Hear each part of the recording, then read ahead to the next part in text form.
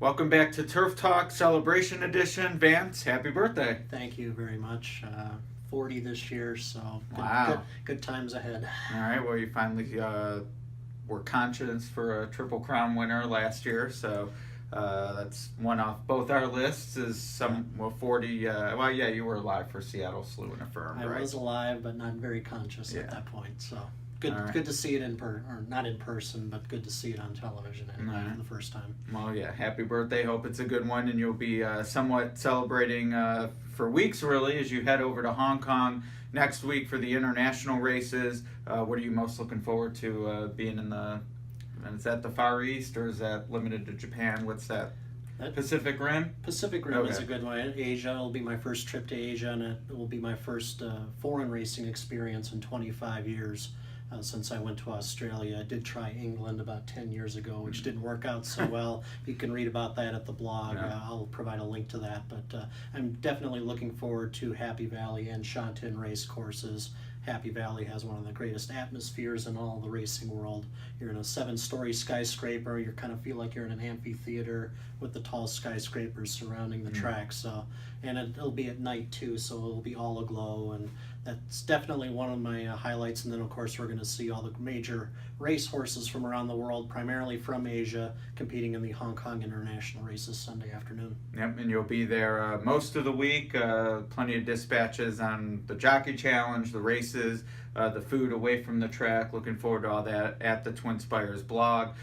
So far in your birthday Turf Talk, we've mentioned the Triple Crown, Hong Kong International races, both safely in the Grade 1 sphere, and I mentioned that because later this week we'll have the American Graded Stakes Committee releasing their list of graded stakes for 2017. Is there any particular changes you were hoping to see on the list this week? I don't get too worked up about graded stakes. I kind of feel the system is kind of a self-fulfilling prophecy to begin with. You know, there are just some races that I think are overgraded. I think certain sprint races, especially for 3-year-olds, can be overgraded.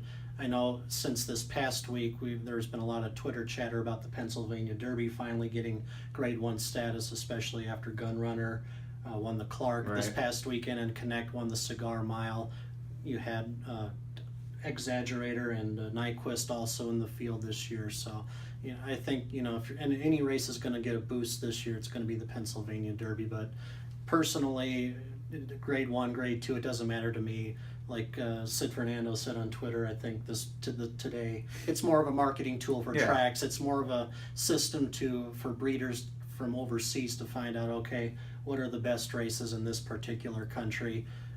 For me, it's all about the quality of the field year to year. I don't pay too much attention to what the grades are. I just look at more closely at who's in the race or not. Yeah, for me, it's more macro changes. I'm at the point now I can't really pinpoint a particular race where I'd say, oh, that shouldn't be a Grade 1, this one should.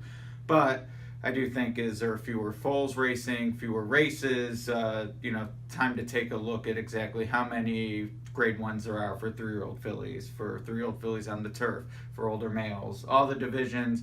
Basically, it should line up and make some sense, the opportunities available for each division. And I think one change we might see also is in the purse minimums. There's $130,000 maiden races at Kentucky Downs. There's Grade 3s in Kentucky for less than 2-year-olds are running on the turf in their career debut. That just doesn't mesh. Yeah, and if you raise those purse minimums, and you know, people are saying there's probably too many graded stakes anyway. Well, if you raise the purse minimums, some tracks are going to be hard pressed to provide the extra money for those races, and they may just decide, hey, we need to apply these purses more to overnight races because our horsemen want those, rather than boosting purses for races that might be won by shippers from another circuit. So that if you want an indirect way of cutting down the number of graded stakes, raising the purse minimums might be one option to do it. Yeah, 100,000. It's the allowances are going for that, maidens. So that would be one change I would expect, and we'll see exactly where the thresholds fall. But I think the Kentucky Derby's safe. I think so. Maybe the other Triple Crown races are pretty close to it too. So as far as big races, I don't see any major changes. All right, and well, I guess that's about it. Next time we talk to you, you'll have had your passport stamped a couple of times, and looking forward to sharing that experience. I know you'll have some video on site of the horses and pageantry and all that, but certainly we'll James and I will be touting the blog, so we'll look forward to reading it. Have a great trip. Thank you, appreciate it, and be sure to follow along on the Twin Spires blog at Twin Spires Twitter, and also my personal Twitter feed at VP Hanson. I'll have some more personal reflections and information on that as well. Yeah, it's going to be great and a lot of fun. So we'll say bon voyage. See you in a few weeks. I'll be back next week with James on point later this week. Join us then.